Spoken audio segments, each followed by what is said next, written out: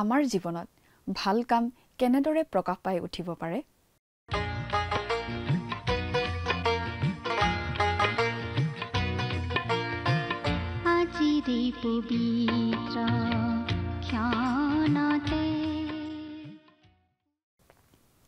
নমস্কাৰ, আমাৰ ভক্তিবচন অনুষ্ঠানলৈ আপোনাক স্বাগতম জনাইছোঁ। খ্ৰীষ্টীয় বিশ্বাসী লোকসকলৰ বাবে বিশেষভাৱে প্ৰস্তুত কৰা এই ভক্তিবচন অনুষ্ঠানটো হৈছে বাইবেল অধ্যয়নৰ ধাৰাবাহিক অসমীয়া অনুষ্ঠান। বাইবেলৰ গোটেই ৬৬খন পুস্তকৰে আমি ইয়াত অধ্যয়ন কৰিম। এই অনুষ্ঠানটো নিয়মিতভাৱে শুনি থাকিলে আমাৰ দৰ্শকসকলে গোটেইখন বাইবেল চোৱাৰ আৰু বুজি পোৱাৰ এটা সুযোগ পাব।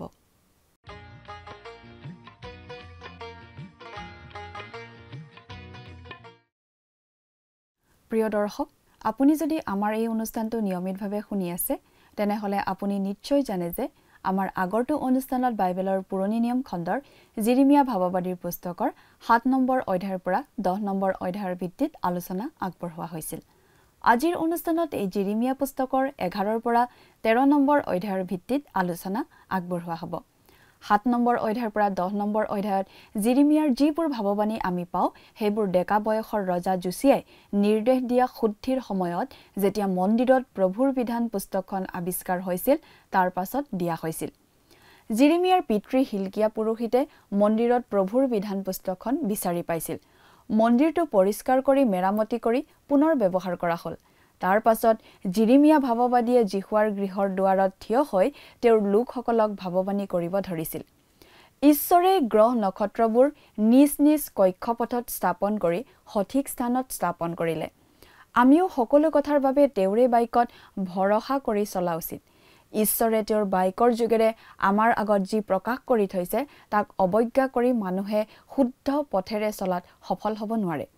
যেতিয়াই মানুহে ঈশ্বৰৰ বাক্যৰ পৰা আঁতৰি যায়, তেতিয়া মানুহে অনাই বুনাই ফুৰা পথিকৰ নিচিনা হৈ পৰে। কোনো লক্ষ্য নাই, কোনো গন্তব্যস্থান নাই। ১১ আৰু ১২ অধ্যায়ত জিৰিমিয়াই লোকসমূহক এটা প্ৰচণ্ড বাৰ্তা প্ৰদান কৰিছে, আৰু এইটো আছিল লোকসকলৰ আগত বিধান পুস্তক পঢ়াৰ পিছত। আমি মনত পেলাব পাৰোঁ যে যাত্ৰা পুস্তক ২০ নম্বৰ অধ্যায়ত ১০ আজ্ঞা দিয়াৰ পিছত ঈশ্বৰে কিছুমান বিচাৰ ঘোষণা কৰি দিছিল, যদিহে মানুহবোৰে তেওঁৰ সেই বিধান অমান্য কৰে। এইবোৰ কথাতেই জিৰিমিয়াই গুৰুত্ব আৰোপ কৰিছে। বিধানৰ সেইবোৰ দি যিবোৰে আমি আমাৰ জীৱন কেনেদৰে যাপন কৰিব লাগে, সেই ক্ষেত্ৰত নীতি নিৰ্ধাৰণ কৰে। আমাৰ ওচৰ চুবুৰীয়াৰ লগত কৰা ব্যৱহাৰ, আমাৰ ব্যৱসায় চলোৱাৰ ধৰণ আৰু আমি কেনেধৰণৰ সামাজিক জীৱন কটাওঁ, সেই সকলো দিশৰ কথা। আমি নিজৰ মতবাদত মৌলিক আৰু শুদ্ধ হৈ থকাৰ লগতে আমি কি ধৰণৰ জীৱন কটাই আছোঁ, আমি কিমান সৎ, জীৱন যাপনৰ ক্ষেত্ৰত আপুনি কিমান পৰিষ্কাৰ, এইবোৰ অতি গুৰুত্বপূৰ্ণ কথা। ইয়াত জিৰিমিয়াই সেইটোৱে জোৰ দি আছে। আহকচোন কথাবোৰ অধিক জানিবৰ বাবে এতিয়া আমি মূল আলোচনাটোৰ মাজলৈ আগুৱাই যাওঁ। আমাৰ পৰম পবিত্ৰ প্ৰভু যীশুখ্ৰীষ্টৰ নামত নমস্কাৰ। প্ৰিয় শ্ৰোতা, আশা কৰোঁ মহান পিতা পৰমেশ্বৰৰ মহান অনুগ্ৰহত আপুনি ভালে কুশলে আছে। প্ৰিয় শ্ৰোতা, আপুনি বাৰু আমাৰ এই ভক্তিবচন অনুষ্ঠানটো নিয়মিতভাৱে শুনি আছেনে? আমি বাৰু এতিয়া বাইবেলৰ কোনখন পুস্তক অধ্যয়ন কৰি আছোঁ, আপোনাৰ মনত আছেনে? আমি আজি কিছুদিনৰ পৰা বাইবেলৰ পুৰণি নিয়ম খণ্ডৰ জিৰিমিয়া ভাৱবাদীৰ পুস্তক নামৰ পুস্তকখন অধ্যয়ন কৰি আছোঁ, নহয়নে বাৰু? আমি যোৱা অনুষ্ঠানত এই জিৰিমিয়া ভাৱবাদীৰ পুস্তকৰ ৭, ৮, ৯ আৰু ১০ এই চাৰিওটা অধ্যায়ৰ চমু আলোচনা আগবঢ়াইছিলোঁ। গতিকে আজি আমি এই জিৰিমিয়া পুস্তকৰ ১১ নম্বৰ অধ্যায়ৰ প্ৰথম পদৰ পৰাই আমাৰ আলোচনা আৰম্ভ কৰিব খুজিছোঁ। ১১ আৰু ১২ নম্বৰ অধ্যায়ত আমি দেখা পাম যে পবিত্ৰ মন্দিৰত ঈশ্বৰৰ বিধান পুস্তক উদ্ধাৰ হোৱাৰ পাছত জিৰিমিয়াই তাক মানুহৰ আগত পাঠ কৰি শুনায়। আমি জানো যে ঈশ্বৰে মোচীৰ যোগেদি ১০ আজ্ঞা দিয়াৰ উপৰিও কিছুমান বিধি বিধান দিছিল, আৰু সেইবিলাক অমান্য কৰিলে দণ্ড দিম বুলি ঈশ্বৰে ঘোষণা কৰিছিল। ইছৰাইলৰ লোকসকলে যাতে নিজ পথ শুদ্ধ কৰে, তাৰ বাবে জিৰিমিয়াই বিধান পুস্তকৰ যোগেদি সেই কথাবোৰত জোৰ দিছিল। এতিয়া ১১ নম্বৰ অধ্যায়ৰ ১ আৰু ২ নম্বৰ পদ পাঠ কৰিছোঁ, শুনিবচোন। জিৰিমিয়ালৈ জিহুৱাৰ পৰা এই বাক্য আহিল বোলে, তোমালোকে এই নিয়মটিৰ বাক্য শুনা আৰু জিহুদাৰ লোকবিলাকক ও জেৰুচালেম নিবাসীবিলাকক কোৱা।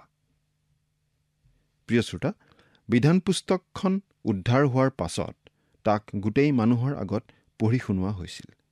তেতিয়া ৰজা জোচিয়াই মুৰব্বীসকলক মাতিছিল আৰু তেওঁলোক সকলোৱে ঈশ্বৰৰ বাক্য অনুসৰণ কৰিম বুলি প্ৰতিজ্ঞা কৰিছিল। ৩ নম্বৰ পদ, তুমি তেওঁবিলাকক কোৱা, ইছৰাইলৰ ঈশ্বৰ জিহুৱাই এইদৰে কৈছে। বিধান পুস্তক উদ্ধাৰ হোৱাৰ আগতে মানুহবিলাকে বিধান জনা নাছিল, কাৰণ তেওঁলোকক সেই বিষয়ে কোৱা হোৱা নাছিল। কিন্তু যেতিয়া তেওঁলোকে বিধান জানিলে, তেতিয়া তেওঁলোকৰ দায়বদ্ধতা আহি পৰিল, কাৰণ ঈশ্বৰে কৰা নিয়মটি তেওঁলোকে জানিলে। ৪ নম্বৰ পদৰ পৰা ৬ নম্বৰ পদলৈকে শুনিবচোন। আজিকালিৰ গাখীৰ মৌজোল বোৱা এই দেশ তোমালোকৰ পূৰ্বপুৰুষবিলাকক দিবলৈ যি শপত কৰিছিলোঁ, মই সেই শপত সিদ্ধ কৰিবৰ নিমিত্তে মোৰ বাক্য পালন কৰা আৰু মই তোমালোকক দিয়া সকলো আজ্ঞা অনুসাৰে কাৰ্য কৰা, তাতে তোমালোক মোৰ প্ৰজা হ'বা আৰু মই তোমালোকৰ ঈশ্বৰ হ'ম, এই বুলি কৈ অগ্নিকুণ্ডস্বৰূপ মিছৰ দেশৰ পৰা তেওঁবিলাকক উলিয়াই আনিবৰ দিনা তোমালোকৰ পূৰ্বপুৰুষবিলাকৰ আজ্ঞা কৰা এই নিয়মটিৰ বাক্য যি মানুহে নুশুনে সেই মানুহ অভিশপ্ত হওক। তেতিয়া মই উত্তৰ দি ক'লোঁ, হে জিহুৱা, সেইদৰেই হওক।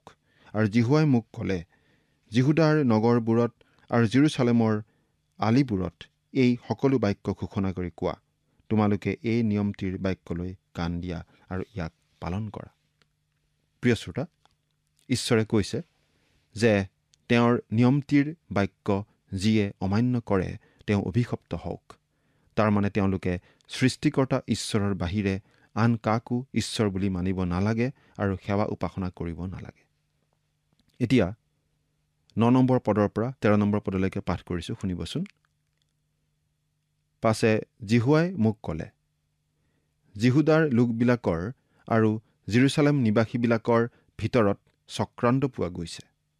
তেওঁবিলাকে মোৰ বাক্য শুনিবলৈ অস্বীকাৰ কৰা তেওঁবিলাকৰ পূৰ্বপুৰুষবিলাকৰ অপৰাধবোৰলৈ ঘূৰিল আৰু দেৱ পূজা কৰিবলৈ ইতৰ দেৱতাবোৰৰ পাছত গ'ল। ইছৰাইল আৰু জিহুদা বংশই তেওঁবিলাকৰ পূৰ্বপুৰুষবিলাকৰ লগত মই স্থাপন কৰা নিয়মটি ভাঙিলে। এই হেতুকে জিহুৱাই এইদৰে কৈছে, চোৱা, তেওঁবিলাকে সাৰিব নোৱাৰা অমংগল মই তেওঁবিলাকলৈ ঘটাম। তেতিয়া তেওঁবিলাকে মোৰ আগত কাটৰোক্তি কৰিব, কিন্তু মই তেওঁবিলাকৰ কথা নুশুনিম। তেতিয়া জিহুদাৰ নগৰবোৰৰ লোকে আৰু জেৰুচালেম নিবাসীবিলাকে গৈ তেওঁবিলাকে ধূপ জ্বলোৱা দেৱতাবোৰৰ আগত কাটৰোক্তি কৰিব, কিন্তু সেইবোৰে তেওঁবিলাকৰ আপদৰ সময়ত তেওঁবিলাকক সমূলি ত্ৰাণ কৰিব নোৱাৰিব। কিয়নো হে জিহুদা, তোমাৰ নগৰ যিমান তোমাৰ দেৱতা সিমান, আৰু জেৰুচালেমৰ আলি যিমান লজ্জাজনক বস্তুৰ উদ্দেশ্যে এনেকি বালৰ নিমিত্তে ধূপ জ্বলাবলৈ তোমালোকে সিমান যজ্ঞবেদী স্থাপন কৰিলা। কিছুমানে হয়তো জীৱনত উন্নতি কৰিবলৈ নিজৰ চাকৰি বাকৰি ব্যৱসায় আদিক লৈ এনেদৰে ব্যস্ত হৈ আছে যে ঈশ্বৰকেই পিঠি দিছে, তেওঁৰ বাবে সেয়েই হৈছে প্ৰতিমা। ১৪ পৰা ১৭ নম্বৰ পদলৈকে পাঠ কৰিছোঁ। এই হেতুকে তুমি এই জাতিৰ নিমিত্তে প্ৰাৰ্থনা নকৰিবা বা তেওঁবিলাকৰ নিমিত্তে নিবেদন কি প্ৰাৰ্থনা উৎসৰ্গ নকৰিবা, কিয়নো তেওঁবিলাকে নিজৰ আপদৰ কাৰণে মোৰ আগত কাটৰোক্তি কৰা সময়ত মই নুশুনিম। মোৰ গৃহত মোৰ প্ৰিয়াৰ কি কাৰ্য, কিয়নো তাই অনেক লোকে সৈতে ব্যভিচাৰ কৰিলে আৰু তোমাৰ পৰা পবিত্ৰ মাংস গ'ল। যেতিয়া তুমি দুষ্কৰ্ম কৰা তেতিয়া তুমি উল্লাস কৰি থাকা। জিহুৱাই তোমাক উত্তম ফলেৰে শোভিত কেঁচাপতীয়া জিত গছ এই নাম দিলে। তেওঁ মহা কোলাহলৰ শব্দেৰে সৈতে তোমাৰ ওপৰত জুই জ্বলালে আৰু তাৰ ডালবোৰ ভগ্ন হ'ল। কিয়নো বালৰ উদ্দেশ্যে ধূপ জ্বলাই মোক বেজাৰ দিবৰ অৰ্থে জিহুদা আৰু ইছৰাইল বংশই নিজৰ বিৰুদ্ধে যি দুষ্কৰ্ম কৰিছিল, তাৰ কাৰণে তোমাক ৰোপণ কৰা বাহিনীবিলাকৰ জিহুৱাই তোমাৰ বিৰুদ্ধে অমংগল প্ৰকাশ কৰিলে। ঈশ্বৰে স্পষ্টকৈ কৈছে যে যি লোকে সৃষ্টিকৰ্তা ঈশ্বৰক নিজৰ ঈশ্বৰ বুলি স্বীকাৰ নকৰে, তেওঁলোকে ঈশ্বৰক অপমান কৰে। তেওঁলোকৰ কাৰণে প্ৰাৰ্থনা কৰিব নালাগে, আৰু প্ৰাৰ্থনা কৰিলেও ঈশ্বৰে নুশুনে। তেওঁলোকে অনেক দেৱতাক নিজ হৃদয়ত স্থান দি আত্মিকভাৱে ব্যভিচাৰ কৰে। তিৰোতাই নিজ স্বামীৰ বাহিৰেও অনেকক প্ৰেম কৰিলে জানো অন্তৰ্জ্বালা নোহোৱাকৈ থাকিব পাৰে? 18 পৰা 21 নম্বৰ পদলৈকে শুনিবচোন। আৰু জিহুৱাই তাৰ বিষয়ে মোক জ্ঞান দিয়াত মই তাক জানিবলৈ পালোঁ। সেই সময়ত তুমি মোক তেওঁবিলাকৰ কাৰ্য দেখুৱালা। কিন্তু মই বধ কৰিবলৈ নিয়া মৰমৰ ভেড়া পোৱালিৰ নিচিনা আছিলোঁ। আৰু ফলে সৈতে গছডাল কাটো হওক, তাৰ নামৰ সোঁৱৰণ আৰু নহবৰ নিমিত্তে আমি জীৱিতবিলাকৰ দেশৰ পৰা তাক উচ্ছন্ন কৰোঁ হওক বুলি কৈ তেওঁবিলাকে যে মোৰ বিৰুদ্ধে আলচ পাতিছিল তাক মই জনা নাছিলোঁ। কিন্তু ধাৰ্মিকতাৰে বিচাৰ কৰোঁতা, অন্তৰ আৰু হৃদয় পৰীক্ষা কৰোঁতা সেই বাহিনীবিলাকৰ জিহুৱা, তেওঁবিলাকৰ ওপৰত তুমি সদা প্ৰতিকাৰ মোক দেখিবলৈ দিয়া, কিয়নো মই তোমাৰ আগতেই মোৰ গোচৰ সোধালোঁ। এই হেতুকে অনাথোতৰ লোকবিলাকৰ বিষয়ে জিহুৱাই এই কথা কৈছে, সিহঁতে তোমাৰ প্ৰাণ বিচাৰি কয়, হে জিহুৱাৰ নামেৰে ভাৱবাণী প্ৰচাৰ নকৰিবা, কৰিলে তুমি আমাৰ হাতত মৰা পৰিবা। ঈশ্বৰে জিৰিমিয়াক কৈছে যে তেওঁ অনাথোত নামৰ ঠাইত ঈশ্বৰৰ বাক্য ঘোষণা কৰিব নালাগে, কাৰণ তাৰ মানুহবিলাকে ঈশ্বৰক অস্বীকাৰ কৰিলে আৰু জিৰিমিয়াকো মাৰিব খুজিছে। জিৰিমিয়াই ঈশ্বৰৰ বাবে থিয় হৈছিল আৰু এইটোৱেই তেওঁৰ মৃত্যুৰ ভয়ৰ কাৰণ হৈছিল। এই কাৰণে তেওঁৰ মন দুখত ভাঙি পৰিছিল। প্ৰভু যীশুৱে কৈছিল যে ভাৱবাদীয়ে নিজৰ ঠাইত সন্মান নাপায়। সঁচাকৈ জিৰিমিয়াই পোৱা নাছিল আৰু প্ৰভু যীশুৱেও নিজ ঠাই এৰি কফৰনাহুমলৈ আহিব লগা হৈছিল। ইয়াৰ পৰিৱৰ্তে আমি শুভবাৰ্তা প্ৰচাৰ কৰোঁতে কওঁ, আপুনি যদি খ্ৰীষ্টলৈ আহে তেন্তে তেওঁ আপোনাক নতুন ব্যক্তিত্ব, ধন সম্পত্তি দিব আৰু জীৱন সুন্দৰ কৰিব। কিন্তু জিৰিমিয়ালৈ যদি আমি চাওঁ, তেওঁ জীৱনত কষ্ট পাইছিল। অৱশ্যে সেই কষ্ট বহুমূলীয়া আৰু আজিও তাৰ মূল্য শেষ হোৱা নাই। যি কি নহওক, জোচিয়া আৰু জিৰিমিয়াৰ চেষ্টাৰ ফলত জিহুদাৰ মানুহবিলাক কিছু পৰিমাণে ঈশ্বৰলৈ ঘূৰিছিল যদিও জোচিয়াৰ মৃত্যুৰ পাছত তেওঁলোক পুনৰ আগৰ সেই প্ৰতিমা সেৱা কৰাৰ অৱস্থালৈ ঘূৰি গৈছিল আৰু নৈতিকতাৰ অধঃপতন ঘটিছিল। এই দেখি জিৰিমিয়াই কান্দি কান্দি মানুহবিলাকক শিক্ষা দিছিল। কিন্তু মানুহবিলাকে তেওঁৰ শিক্ষা শুনাৰ পৰিৱৰ্তে তেওঁক মাৰিবলৈহে বিচাৰিছিল। তেনে সময়তেই তেওঁক সহায় কৰিবলৈ কোনো আগবাঢ়ি অহা নাছিল আৰু সেইকাৰণে তেওঁ নিজ ঠাই অনাথোত এৰি যাবলগীয়া হৈছিল। প্ৰিয় শ্ৰোতা, 11 নম্বৰ অধ্যায়ৰ আলোচনা আমি ইমানতেই সামৰিছোঁ আৰু এতিয়া 12 নম্বৰ অধ্যায়লৈ আগবাঢ়োঁ। এই 12 নম্বৰ অধ্যায়ত আমি জিহুদাৰ মানুহৰ একেবাৰে দুষ্টতাৰে পৰিপূৰ্ণ যুগ এটাত প্ৰৱেশ কৰিছোঁ। কাৰণ ৰজা জোচিয়াক হত্যা কৰা হ'ল আৰু জিৰিমিয়াকো নিজ চহৰ এৰি যাবলৈ বাধ্য কৰা হ'ল। তাৰ পাছত জিহুদাৰ ৰাজপাটত এজন অতিশয় দুষ্ট লোক ৰজা হিচাপে বহিল। সেইকাৰণে দুখ কৰি জিৰিমিয়াই কি কৈছে সেই বিষয়ে 12 নম্বৰ অধ্যায়ৰ 1 আৰু 2 নম্বৰ পদ দুটা পাঠ কৰিছোঁ, শুনিবচোন। হে জিহুৱা, তুমি ধাৰ্মিক, তথাপি তোমাৰ লগত মোক প্ৰতিবাদ কৰিবলৈ দিয়া। বিচাৰৰ সম্পৰ্কে মোক তোমাৰ লগত কেৱল কথা ক'বলৈ দিয়া। দুষ্টবোৰৰ পথ কিয় উন্নত হয়? অতি বিশ্বাসঘাতকবোৰ কিয় শান্তিৰে থাকে? তুমি সিহঁতক ৰুলা, এনেকি সিহঁত শিপালে, সিহঁত বাঢ়িছে, এনেকি ফলো ধৰিছে। তুমি সিহঁতৰ মুখৰ বাক্যত ওচৰ, কিন্তু সিহঁতৰ হৃদয়ৰ পৰা দূৰ। ঈশ্বৰে দুষ্টবোৰক এই জগতত উন্নতি কৰিবলৈ দিয়ে। ইয়াৰ প্ৰকৃত কাৰণ আমি পিছত নিশ্চয় বুজি পাম। কিন্তু আমি এটা কথা জানো যে এই দুষ্ট লোকবোৰে এই জগতত উন্নতি কৰিলেও তেওঁলোক কিন্তু ক্ষণস্থায়ী। অনন্তকাললৈ তেওঁলোকে এনেদৰে উন্নতি কৰি থাকিব নোৱাৰে। কিন্তু যিসকল লোক ঈশ্বৰ বিশ্বাসী, তেওঁলোকে দেখাত উন্নতি নকৰিলেও তেওঁলোকে কিন্তু অনন্তকাললৈকে জিলিকি থাকিব। 3 আৰু 4 নম্বৰ পদ। কিন্তু হে জিহুৱা, তুমি হ'লে মোক জানি আছা, মোক দেখিও আছা, আৰু তোমালৈ মোৰ মন কেনে তাক পৰীক্ষাও কৰিছা। বধ কৰিবৰ নিমিত্তে উলিওৱা ভেড়াৰ নিচিনাকৈ সিহঁতক টানি উলিওৱা আৰু হত্যা দিনৰ নিমিত্তে সিহঁতক পৃথক কৰি ৰাখা। কিমান দিন দেশে শোক কৰিব আৰু সমস্ত দেশৰ তৃণ শুকাই থাকিব? নিবাসীবিলাকৰ দুষ্টতাৰ নিমিত্তে পশু আৰু পক্ষীবোৰৰ সংহাৰ হৈছে, কাৰণ আমাৰ অন্তিম কাল কোনেও নেদেখিব বুলি লোকবিলাকে কৈছে। জিৰিমিয়াই ঈশ্বৰক কৈছে যে আপুনি দুষ্ট লোকবিলাকৰ বিচাৰ কৰি তেওঁলোকক শাস্তি নিদিয়ে কিয়? তেওঁলোকৰ দুষ্টতাত ভূমিয়ে কিমান দিন বিলাপ কৰিব? ইয়াৰ উত্তৰ ঈশ্বৰে জিৰিমিয়াক পোনপটীয়াকৈ দিয়া নাছিল। কিন্তু ঈশ্বৰে কৈছে যে মোৰ বিচাৰ ন্যায় আৰু মোৰ ওপৰত নিৰ্ভৰ কৰা। তাৰ মানে এদিনাখন ঈশ্বৰে ন্যায় বিচাৰ কৰিব আৰু সেইদিনা দুষ্টক শাস্তি দিয়া আমি দেখিবলৈ পাম। 5 আৰু 6 নম্বৰ পদ। তুমি পদাতিকবিলাকৰ লগত লৰ মাৰিলে সিহঁতে যদি তোমাক ক্লান্ত কৰে, তেন্তে ঘোঁৰাৰ লগত লৰ মাৰি কেনেকৈ জিকিবা? আৰু যদিও তুমি শান্তিৰ দেশত নিৰাপদে থাকা, তথাপি জৰ্দনৰ শোভাস্বৰূপ অৰণ্যত কি কৰিবা?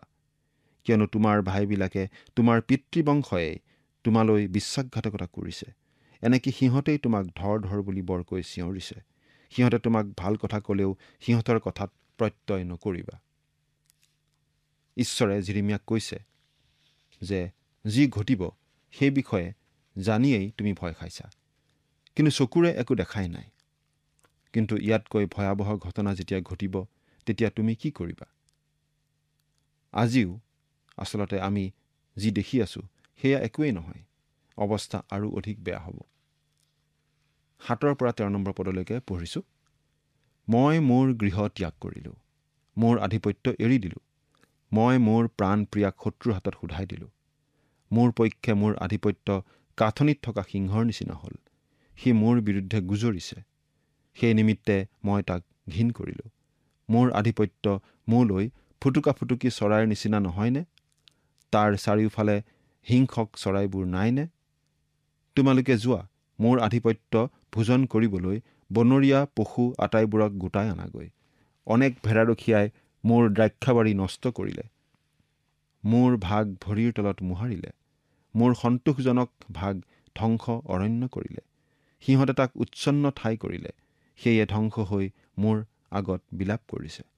সমুদায় দেশ উচ্ছন্ন হ'ল, কাৰণ কোনেও মনোযোগ কৰা নাই। অৰণ্যত থকা গছ শূন্য পৰ্বতবোৰৰ ওপৰলৈকে ধ্বংসকাৰীবোৰ গ'ল। কিয়নো জিহুৱাৰ তৰোৱালে দেশৰ এক সীমাৰ পৰা আন সীমালৈকে সকলোকে গ্ৰাস কৰিছে। কোনো প্ৰাণীৰ শান্তি নাই। তেওঁবিলাকে ঘেঁহু বৈ কাঁইট ডালে, তেওঁবিলাকে দুখ কৰিও একো উপকাৰ নাপালে। তোমালোকে জিহুৱাৰ প্ৰচণ্ড ক্ৰোধৰ কাৰণে নিজ নিজ ফলৰ বিষয়ে লজ্জিত হোৱা। প্ৰিয় শ্ৰোতা, ঈশ্বৰে জিৰিমিয়াক কৈছে যে তোমাৰ শত্ৰুবোৰে তোমাৰ বিৰুদ্ধে গুজৰি ফুৰিছে আৰু সিহঁতৰ আগত তুমি কলি ফুটি ওলোৱা পোৱালি যদিও তুমি ভয় নকৰিবা, কাৰণ তোমাৰ লগত মই আছোঁ। 15 পৰা 17 নম্বৰ পদ। কিন্তু উভলাৰ পাছত মই পুনৰাই দয়া কৰিম আৰু প্ৰতিজনক পুনৰাই তাৰ আধিপত্যলৈ আৰু তাৰ মাটিলৈ আনিম। যেনেকৈ সিহঁতে মোৰ প্ৰজাবিলাকক বালৰ নিমিত্তে শপত কৰিবলৈ শিকাইছিল, তেনেকৈ জিহুৱাৰ জীৱনৰ শপত বুলি মোৰ নামেৰে শপত কৰিবলৈ মোৰ প্ৰজাবিলাকৰ পথ যদি সিহঁতে যত্নেৰে শিকে, তেন্তে মোৰ প্ৰজাবিলাকৰ মাজত সিহঁতক স্থাপন কৰা হ'ব। যদি সিহঁতে নুশুনে, তেন্তে মই সেই জাতিক উঘালি পেলাম আৰু উঘালি পেলাই তাক নষ্ট কৰিম, ইয়াক জিহুৱাই কৈছে। ইছৰাইলৰ লোকসকলে ঈশ্বৰৰ অবাধ্য হৈ যদি চলি থাকে, তেতিয়াহ'লে ঈশ্বৰে কৈছে যে তেওঁ তেওঁলোকৰ সুদবিচাৰ কৰিব আৰু তেওঁলোক শত্ৰুৰ হাতত বন্দী হ'ব লাগিব, দেশান্তৰিত হ'ব লাগিব। কিন্তু অৱশেষত অৱশ্যে তেওঁলোকক পুনৰ নিজ দেশলৈ ঘূৰাই আনিব। 12 নম্বৰ অধ্যায়ৰ আলোচনা আমি ইমানতে সামৰিছোঁ আৰু 13 নম্বৰ অধ্যায়ৰ 1 আৰু 2 নম্বৰ পদ পাঠ কৰিছোঁ, শুনিবচোন। জিহুৱাই মোক এইদৰে ক'লে, তুমি গৈ শণৰ এগছ টঙালি কিনি তোমাৰ কঁকালত বান্ধা, তাক পানীত নিতিয়াবা। তাতে মই জিহুৱাৰ বাক্য অনুসাৰে এগছ টঙালি কিনি মোৰ কঁকালত বান্ধিলোঁ। কঁকাল বান্ধনিৰ অৰ্থ হ'ল সেৱা আগবঢ়োৱাৰ চিন। প্ৰভু যীশুৱেও তেওঁৰ শিষ্যসকলৰ ভৰি ধুওৱাৰ আগতে গামোচাৰে নিজৰ কঁকালত বান্ধি লৈছিল। ইয়াৰ 2টা অৰ্থ আছে। তাৰে এটা হ'ল যীশুৱে তেওঁৰ শিষ্যসকলক কাৰ্যৰ বাবে প্ৰস্তুত কৰিছিল, আৰু দ্বিতীয়টো হ'ল ঈশ্বৰৰ পবিত্ৰ কাৰ্যৰ বাবে যীশুৱে শিষ্যসকলক সূচী কৰিছিল। 3 নম্বৰ পদৰ পৰা 5 নম্বৰ পদলৈকে শুনিবচোন। পাছে দ্বিতীয়বাৰ জিহুৱাৰ বাক্য মোৰ ওচৰলৈ আহিল, বোলে তুমি যি টঙালি কিনিলা আৰু তোমাৰ কঁকালত আছে তাক লোৱা, আৰু উঠি ফৰাতলৈ গৈ শিলৰ ফাটত তাক লুকুৱাই ৰাখা। তাতে মই জিহুৱাৰ আজ্ঞা অনুসাৰে গৈ ফৰাতৰ কাষত তাক লুকুৱাই ৰাখিলোঁ। প্ৰিয় শ্ৰোতা, জিৰিমিয়া ফৰাত অঞ্চললৈ গৈ কঁকাল বান্ধনি লুকুৱাই থৈছিল নে নাই এইটো এটা বিতৰ্কৰ কথা হৈ আছে।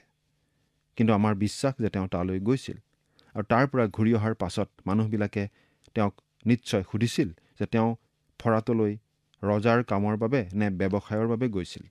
উত্তৰত হেনো তেওঁ কঁকাল বান্ধনি লুকাই থ'বলৈ যোৱা বুলি কোৱা শুনি মানুহবিলাকে তেওঁক নিশ্চয় হাঁহিছিল।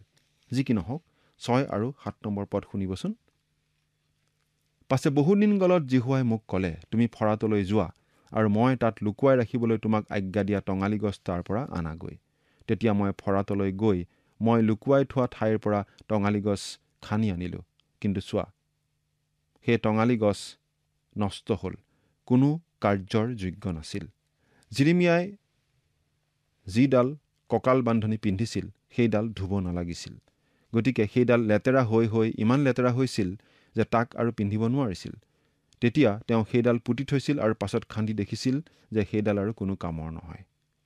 8 আৰু 9 নম্বৰ পদ। তেতিয়া জিহুৱাৰ বাক্য মোৰ ওচৰলৈ আহিল। বোলে জিহুৱাই কৈছে, এইদৰে মই জিহুদাৰ অলংকাৰ আৰু জেৰুজালেমৰ মহা অহংকাৰ নষ্ট কৰিম। জিৰিমিয়াৰ সেই কঁকাল বান্ধনিৰ দ্বাৰা ঈশ্বৰে বুজাইছে যে জিহুদাৰ মানুহবিলাকে পাপ কৰি কৰি এনে পৰ্যায় পাব য'ত তেওঁলোকৰ কোনো আশা আৰু নাথাকিব। অৱশেষত তেওঁলোক বাবিলনীয়াবিলাকৰ হাতত বন্দী হ'ব, দেশান্তৰিত হ'ব। 15 আৰু 16 নম্বৰ পদ। তোমালোকে শুনা, কাণ দিয়া, অহংকাৰ নকৰিবা, কিয়নো জিহুৱাই কথা কৈছে। তোমালোকৰ ঈশ্বৰ জিহুৱাই অন্ধকাৰ নৌ কৰোঁতেই, অন্ধকাৰময় পৰ্বতত তোমাৰ ভৰি উজুতি নৌ খাওঁতেই আৰু তোমালোকে পোহৰলৈ বাট চোৱাত তেওঁ তাক মৃত্যু ছায়াত পৰিৱৰ্তন নৌ কৰোঁতেই আৰু তাক ঘোৰ অন্ধকাৰ নৌ কৰোঁতেই তেওঁক গৌৰৱান্বিত কৰা। ঈশ্বৰে কৈছে যে জিহুদাৰ ওপৰত অন্ধকাৰ নামি আহিব ধৰিছে আৰু সেই অন্ধকাৰত কেনিও যাবলৈ বাট বিচাৰি তেওঁলোকে নাপাব। কিন্তু এতিয়াও সময় উকলি যোৱা নাই। যদিহে তেওঁলোক ঈশ্বৰলৈ ঘূৰি আহে, তেওঁলোকে উদ্ধাৰ পাব। 18 আৰু 19 নম্বৰ পদ। তুমি ৰজা আৰু ৰাজমাওক কোৱা, তোমালোক চাপৰত বহা, কিয়নো তোমালোকৰ শিৰোভূষণ এনেকৈ সুন্দৰ মুকুট খহি পৰিল। দক্ষিণ অঞ্চলৰ নগৰবোৰ বন্ধ হ'ল, সেইবোৰ মেলি দিওঁতা কোনো নাই। গোটেই জিহুদাক দেশান্তৰলৈ নিয়া হ'ল, তাৰ সকলো লোককে নিয়া হ'ল। ইয়াৰ যোগেদি তেওঁলোকলৈ কি কি ঘটিব সেই সকলো ঈশ্বৰে আগতে স্পষ্টকৈ কৈ দিছিল। 20 পৰা 24 নম্বৰ পদ। তোমালোকে চকু তুলি উত্তৰ দিশৰ পৰা অহা সেই লোকবিলাকক চোৱা। তোমাক দিয়া সেই মেৰৰ জাকটি, তোমাৰ সুন্দৰ জাকটি ক'ত? তুমি নিজে নিজৰ বিপক্ষে তোমাৰ বন্ধুবিলাকক শিক্ষা দিয়াত যেতিয়া তেওঁ তোমাৰ ওপৰত সেই বন্ধুবিলাকক মুৰব্বী পাতিব, তেতিয়া তুমি কি ক'বা? প্ৰসৱকাৰিণীৰ বেদনাৰ নিচিনাকৈ বেদনাই তোমাক নধৰিবনে? যদি তুমি মনতে কোৱা যে মোৰ এনে দশা কিয় ঘটিল, তেন্তে শুনা, তোমাৰ অপৰাধ অধিক হোৱাত তোমাৰ বস্ত্ৰৰ আঁচল ওপৰলৈ তোলা হ'ল আৰু তোমাৰ ভৰিৰ গোৰোৱাত দুখ দিয়া হ'ল। কুচিয়া লোকে জানো নিজৰ ছাল বা নাহৰ ফুটুকি বাঘে জানো নিজৰ গাৰ ফুটুকা ফুটুকবোৰ সলনি কৰিব পাৰে? যদি পাৰে, তেন্তে কুকৰ্মত অভ্যাস থকা যি তোমালোকেও সৎকৰ্ম কৰা সম্ভৱ। এই হেতুকে মই অৰণ্যৰ বতাহত উৰি যোৱা খেৰৰ নিচিনাকৈ তেওঁবিলাকক উৰুৱাই পেলাম। ঈশ্বৰে জনাই দিছে যে তেওঁলোকে তেওঁলোকৰ পাপত চলি থকাৰ কাৰণে তেওঁলোক শত্ৰুৰ হাতত বন্দী হ'ব আৰু দেশান্তৰিত হ'ব। প্ৰিয় শ্ৰোতা, মানুহে নিজৰ চেষ্টাৰে কেতিয়াও সৎকৰ্ম কৰি ঈশ্বৰক সন্তুষ্ট কৰিব নোৱাৰে। যেতিয়ালৈকে মানুহে প্ৰভু যীশুত আশ্ৰয় গ্ৰহণ কৰি নতুন জন্ম নলয়, তেতিয়ালৈকে মানুহ কেতিয়াও ঈশ্বৰৰ দৃষ্টিত গ্ৰহণীয় হ'ব নোৱাৰে। নিজৰ চেষ্টাৰে মানুহ কেতিয়াও পৰিত্ৰাণ পোৱাৰ যোগ্য হ'ব নোৱাৰে। প্ৰভু যীশুত বিশ্বাস স্থাপন কৰি আপুনি বাৰু পৰিত্ৰাণ লাভ কৰিছেনে? ঈশ্বৰ আপোনাৰ সহায় হওক। আমেন।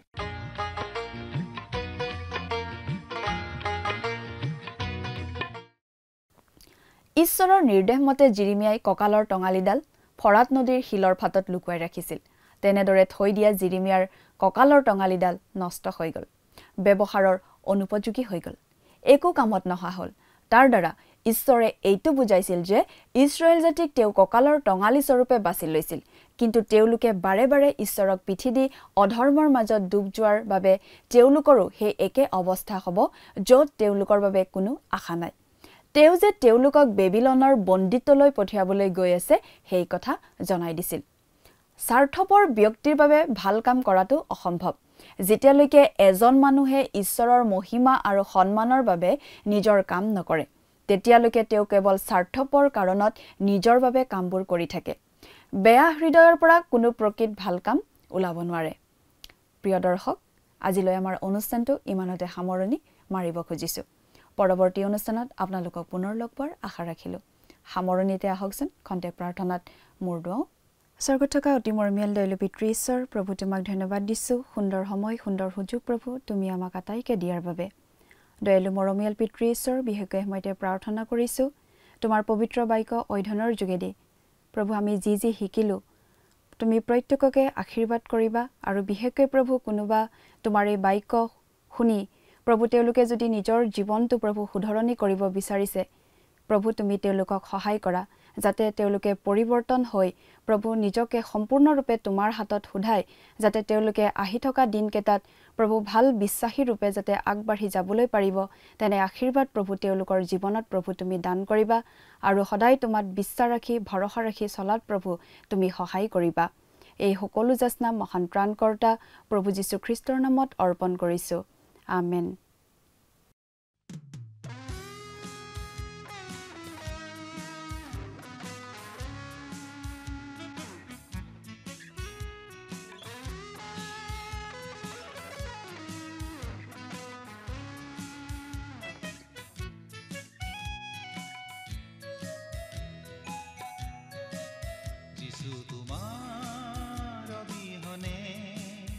আজি মোৰে জীৱন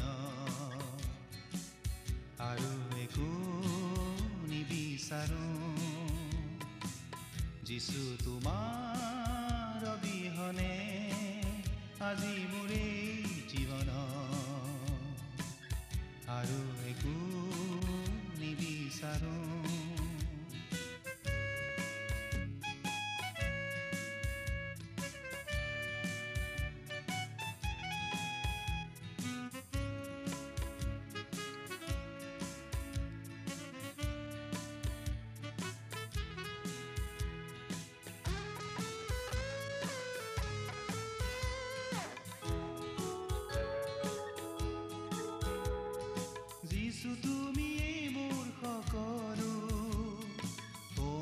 জীবন লভিলো হতাশা নিৰাশাৰ মাজতো জীৱনৰ আশা দেখিলো সেয়েহে কেনেকৈ এৰো যিছু তোমাৰ প্ৰেমতে থাকো সেয়েহে কেনেকৈ এৰো যিছু তোমাৰ প্ৰেমতে থাকো যিছু তোমাৰ অবিহনে আজি মোৰে জীৱন আৰু একো নিবিচাৰো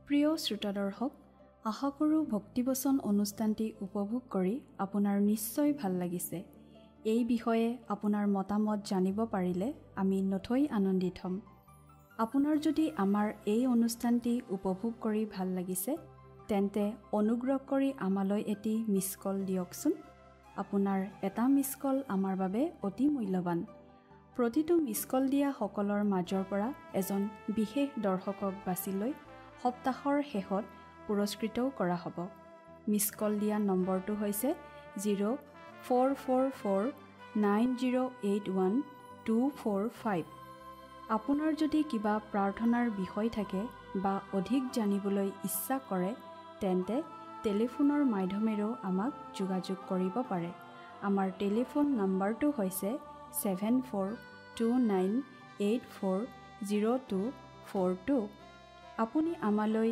ইমেইল অথবা পত্ৰ যোগেও যোগাযোগ কৰিব পাৰে তাৰ বাবে আমাৰ ইমেইল আইডি আৰু পোষ্টেল এড্ৰেছটো টিভি পৰ্দাত চাই লওকচোন পুনৰ লগ পোৱাৰ আশাৰে আজিলৈ ইমানতে সামৰিছোঁ ঈশ্বৰে আপোনাক আশীৰ্বাদ কৰক ধন্যবাদ